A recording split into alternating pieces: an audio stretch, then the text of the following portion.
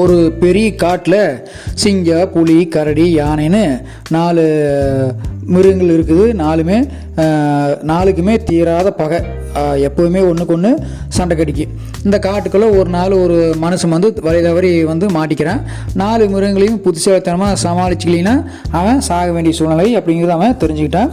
ஒரு நாள் சைவ மிருகமான யானைக்கு அவன் வெட்டி வச்சுக்கிற அந்த வாழை கொலை, கரும்பு இதெல்லாம் போடுறான்.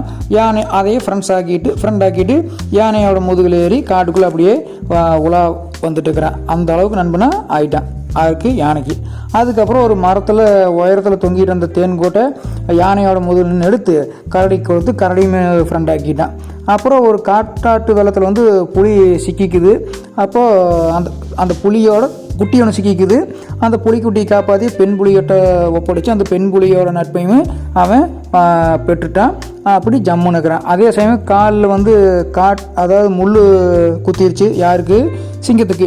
அப்படி இருந்த சிங்கத்தை என்ன பண்ணுறான், போய் அதுக்கு வைத்தியம் பண்ணி அதை என்ன பண்ணுறான், அது கொஞ்சம் கொஞ்சம் கறித்துண்டெல்லாம் போட்டு அதையும் ஃப்ரெண்ட் ஆக்கிட்டான். யார்? அந்த மனுஷன்.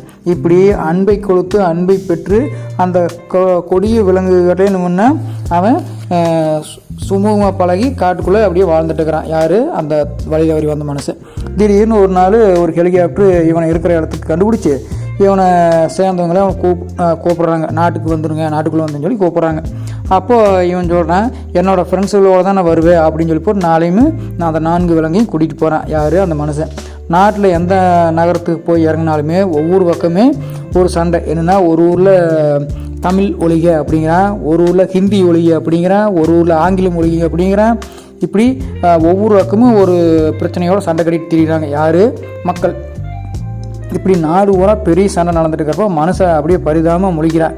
மிருகங்கள்லாம் பார்த்துட்டு கேட்குது, மனித நண்பா, எங்களுக்கு சிந்தனை இல்லை, பாஷையும் இல்லை, அதனால நாங்கள் அடிச்சுக்கிட்டோம். ஆனால் 2ம் தெரிஞ்ச நீ எங்களை அடக்கி நண்பனாக ஆக்கிட்ட. உங்களுக்குன்னு சிந்தனையும் இருக்குது, பாஷையும் இருக்குது, இருந்தாலும் எங்களை விட கேவலமாக நீங்கள் அடிச்சுக்கிறீங்களே ஏன் அப்படின்னு சொல்லி அந்த விலங்குகளாக கேட்டுச்சா. அப்போ தான் அந்த மனிதன் உணர்றான், கரெக்டு தான் நீங்கள் சொல்கிறது, சிந்தனையும் பாஷையும் அதாவது மொழியும் நாங்கள் கேட்டிருக்குது, இருந்துமே நாங்கள் அடிச்சுக்கிறோன்னா அது எங்களுடைய தப்பு தான், எங்களுடைய அறியாமை தான், அதை பயன்படுத்தாமல் விட்டோம் அப்படின்னு சொல்லி போட்டு ரொம்ப வருத்தப்பட்டானா. இந்த கதை மூலியமாக நம்ம தெரிஞ்சுக்க வேண்டிய விஷயம் என்னென்னா, அறிவு அப்படிங்கிறது ஒற்றுமையாக நிம்மதியாக வாழ்கிறதுக்கு தான் அப்படிங்கிறத நல்லா தெரிஞ்சுக்கணும்.